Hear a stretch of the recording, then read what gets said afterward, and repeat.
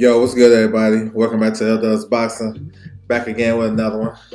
We got this fight week right here, March the 28th through the 30th. You know what I'm saying? We're about to close out the month of March. We had a good month, but we're going to finish strong. Before I get into it, I want to salute everybody coming through the building. Make sure you guys hit the like button and subscribe. You can follow me on my social media scrolling across the bottom. Twitter, Instagram, tap into the website, ldusboxing.com. We got the schedule on the website, so you guys can go in and tap in with that for sure. Alright, we're going to get started. So Friday, this is the Matchroom show. You know what I'm saying? The UK. You got the pro debut of Olympian Pat Brown. He's going to campaign at the cruiserweight division. This whole card is basically like a prospect card. They call it Next Gen. So it's a bunch of young guys on the card. Cameron Vaughn, he's a solid fighter. William Corolla, he a big puncher. He's on the card. Taylor Bevan, Connor Tasbury, he a big, strong, light heavyweight. You know what I'm saying? And then you got a good super middleweight fight. But Pat Brown, so he's touted to be like the next, I don't know if they trying to bid him like they did AJ, but they're going to definitely try to, you know what I'm saying, guide his career the right way. I think Matchroom is solid with guiding people, especially the guys from the UK. And Pat Brown is a strong, compact type of fighter. You know what I'm saying? Got good, fast hands. It should be a good one. He got a late replacement, so I ain't expecting nothing crazy. It's a 6-rounder. They're expecting to do a big crowd out there for his pro debut, so make sure you guys tap in. I'm interested to see how he look. For sure. Andrew Gray, what's good with you? Salute. Yes, sir. Alright, so we're moving on. So early morning on Saturday, we got an interesting world title fight. You can catch this on ESPN Knockout if you guys have it. It's interesting. You got two IBF champions fighting each other. So you got Andrew Ayala. He's the IBF champion at 112 pounds. Making his, I think this is his first title defense. He's facing the IBF champion from 108 pounds, Masamichi Yabuki. This is a real good fight. And if y'all follow these smaller guys, you know Yabuki is a big, strong puncher. He knocked out Kenshiro. Kenshiro came back and stopped him.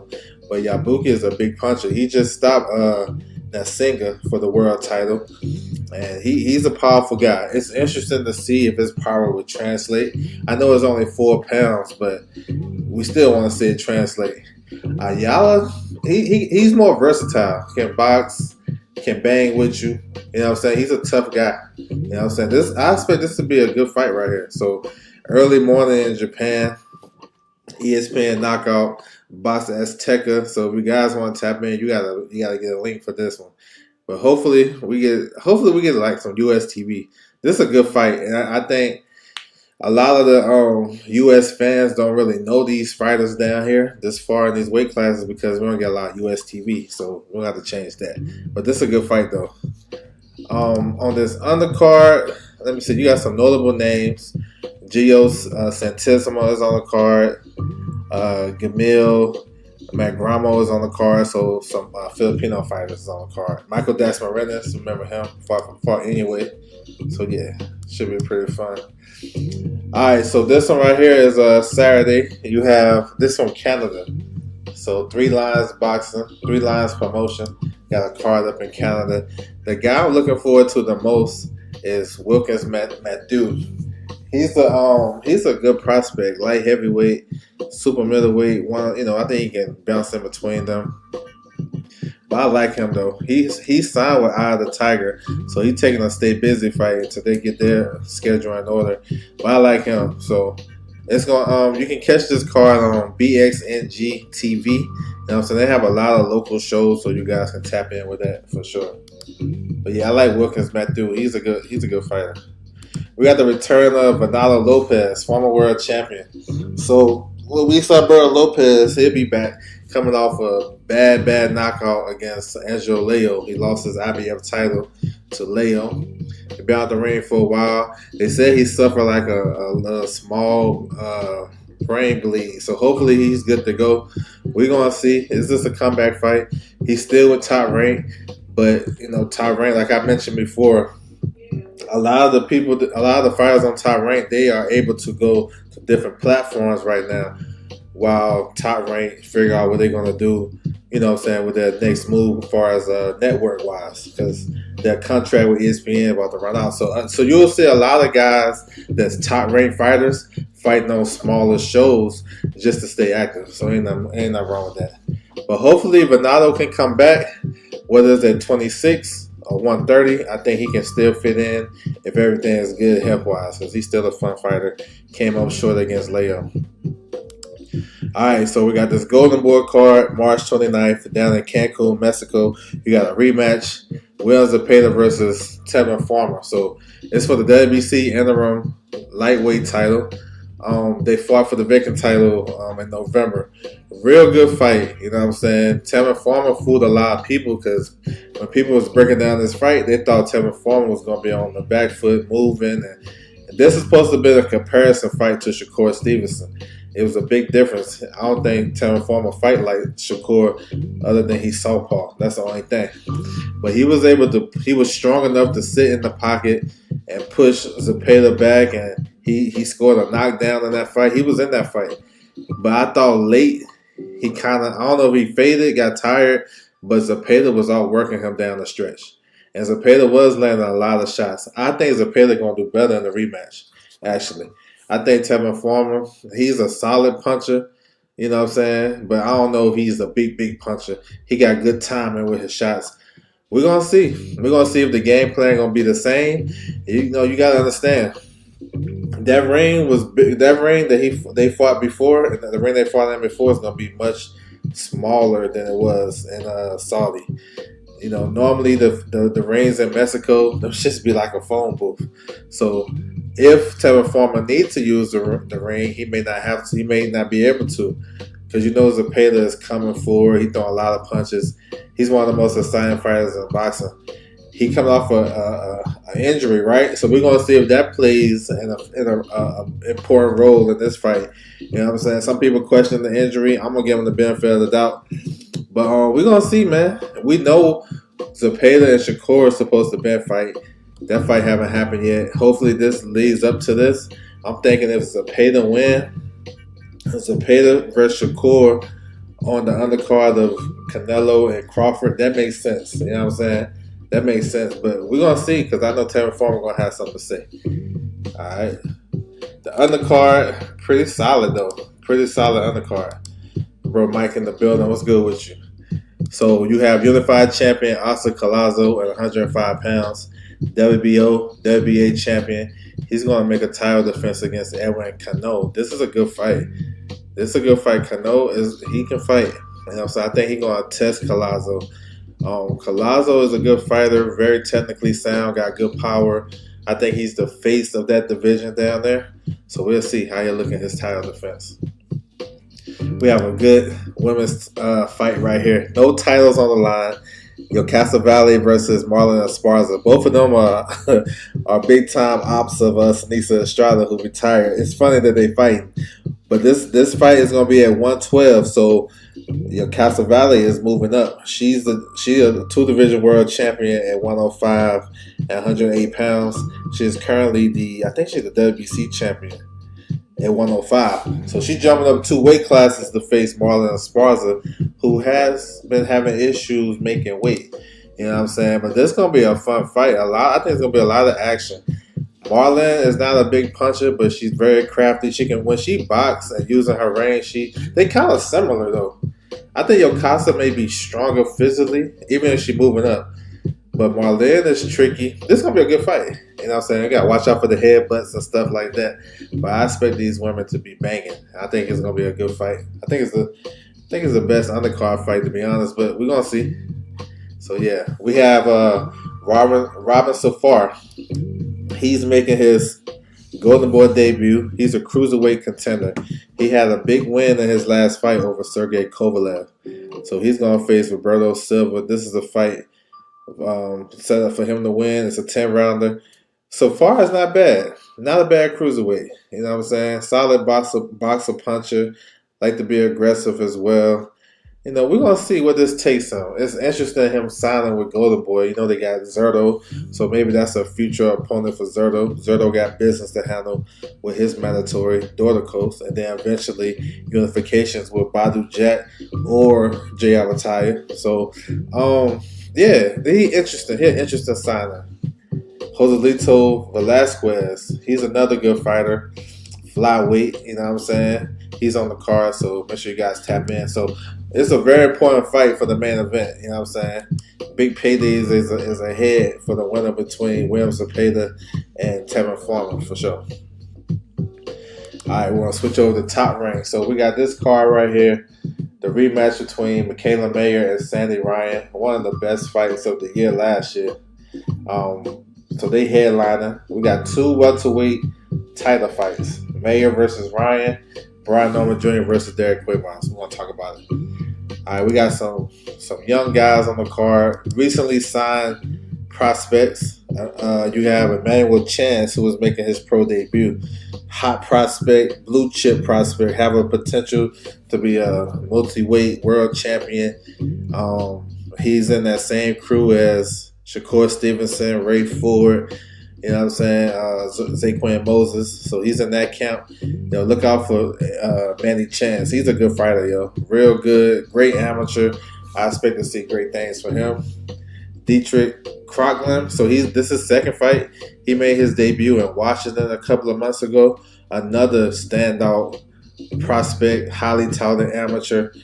So Top Rank signed two good fighters. You know what I'm saying? Hopefully, they will build these guys up. You know what I'm saying? Get them, get a bunch of wins, a bunch of fights under their belt, and build them the right way. So we're gonna see. You know what I'm saying? It's good to see these young guys, though. Good to see these young guys on the card. All right, here's the rest of the card. So we're gonna work our way up. So Yan Santana, he's one of the best young guys at 126. He has a potential with the right fights. Next couple of fights, he can be in position to fight for a world title. Real good fighter, Dominican.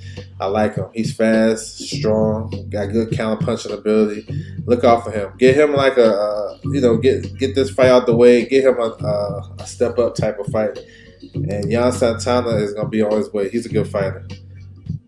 You have Tiger Johnson. So Tiger has a tricky fight on his hands. You know what I'm saying? He got Kendo Castaneda. We just seen Castaneda against Kenneth Sams Jr. Gave him a tough fight. Marlon Prince in the building. What's good with you, bro? Salute to you. So Tiger have up and down performances. This is a situation where he can have another up and down, another bad performance like so-so. Because Kendo is tough, man. You know what I'm saying? He's tough. He's in shape. He's going to push the limit. And we're going to see. Tiger should beat him. He's a better overall fighter, but we'll see, man. He's still stuck on these undercards, and we haven't seen him step up. So I'm not sure what Top Rank has for him, for Tiger. He should have been already in some type of 50-50 type of fight, but he's still in there fighting guys as journeymans and gatekeepers. But we're going to see. Hopefully he put on a good show. Emiliano Vargas is on the card, so he's a future star in the sport. He got the family, got the pedigree. Good fighter, you know what I'm saying? He's still growing. He moved up to 140, solid fighter. He can box too. I seen him switch southpaw. He's a good fighter. And then we got Shushu Carrington versus Enrique Vivas. So this is a very important fight for Shushu. This is a WBC eliminator, so it makes him the winner is the mandatory for Stephen Fulton. Shushu, the fight before last, the Sagawa fight, I actually thought he lost that fight. But he bounced back with a better performance against Dana Coolwell. I thought he looked good in that fight on the Tyson Jake Paul card. He actually looked good. Dropped that guy a couple of times. Shushu, he got a guy in Vivas who was a solid competitor. Been there with a lot of good guys. Gave him a run for the money. Nobody really just beat his ass. He lost some fights and stuff like that, but he ain't never really get dominated per se. Shushu, if he can stop this guy, make a statement, that's a good statement because Vivas had never been stopped, and he's a good, solid competitor. But this is, Shushu's in the mix. He got some high rankings across the board. This would be the WBC mandatory position, WBA he highly ranked, and of course the WBO with top rank. So yeah, looking forward to see Shushu back. He can make a statement with all the other champions having fights and stuff, and he can put his name back in there in the mix. Blunt Sports, what's good with you, bro? Salute to you, bro.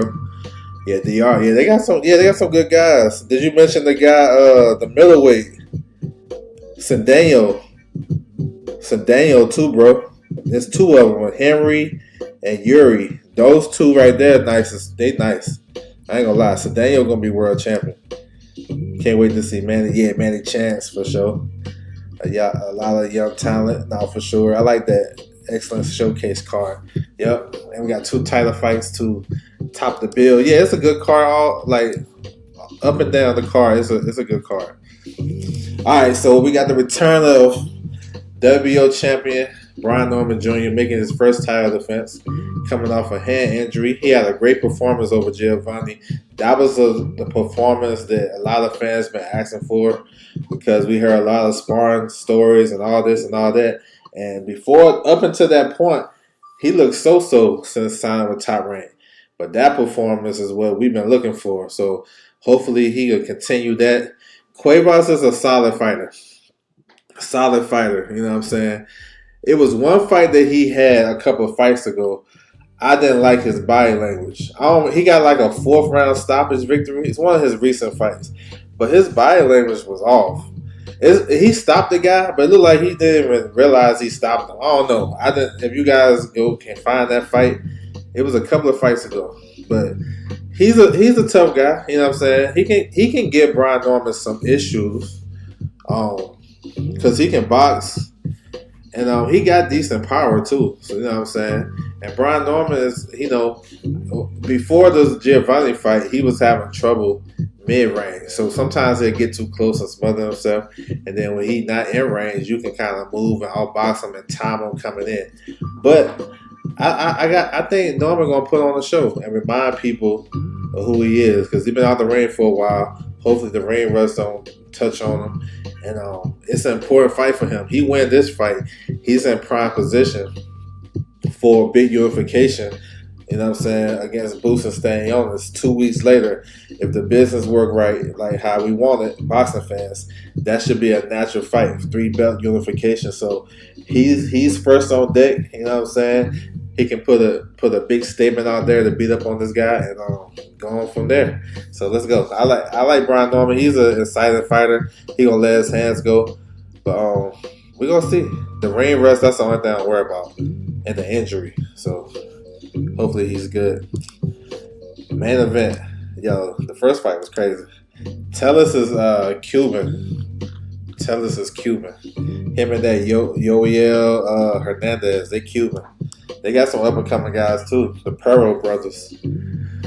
But Mayer versus Ryan. First fight was like a classic. Like, it was real close. I thought Mayer edged it out. It wasn't really much in between these ladies. I mean, Sandy Ryan took it to her. She's the bigger, stronger fighter. Michaela kind of outmaneuvered her in that fight. She was landing some good combinations and kind of beating Sandy to the punch. We know the whole build up, but I don't think that really affected, because if that would have affected Sandy, she wouldn't have been winning so many rounds and dominating. I think she hurt all the two. I think Sandy is a bigger puncher. I seen her buzz Michaela in that fight. You know what I'm saying? Take it to the body. They both put a lot of punishment on each other. It's gonna be one of those type of fights again. You know what I'm saying? Down to the wire. Sandy can win this fight. You know what I'm saying? I think she can, if she can box and get those early rounds, because Michaela do kind of start slow. She kind of like an engine that kind of get revved up, and then by the 4th round, she's in there. She getting it in. If she can get those rounds, because it's going to be one of those nip and tuck type of fights, 2 minutes, that should go by fast. And before you know it, we're in the 9th round, and we don't know who we got up. So I think Sandy got to take control early, establish the jab. You know what I'm saying? Be the counter puncher. I think that was one thing that the fight, the Natasha Jonas fight, right? I thought Michaela won that fight too, but I like what Natasha Jonas was doing early. She was walking Michaela into shots and counterpunching real good. So we're gonna see. I think it's gonna go down to the wire. I would have to say Mayer will edge it out again. Another close competitive fight. Maybe a little bit more violent in this fight. You know what I'm saying? They know each other. They probably get to it sooner. But yeah, it's a good one though, for sure. The winner is in a great position to fight the 3-belt champion Lauren Price for undisputed. Hopefully Lauren Price is in the building, can get in there and call out the winner, and then we off and running from there. Let's go. All right, Sunday. We got another world title fight. This is a rematch. So we got a bunch of rematches this weekend. We got Melvin Jerusalem versus Yudeya Shikiyoko. So this one was one of the upsets of the year last year. Just nobody really talked about it, but it was. Shikiyoko was the number one guy at 105. So if you guys keeping track, we got two of the champions at 105 pounds fighting this weekend. We got Oscar Collazo fighting on the Golden Boy Show, defending his 2 titles. And then Melvin Jerusalem is the WBC champion, defending his title in the rematch. So, yeah, man, this is a good one. It's going to be in Japan.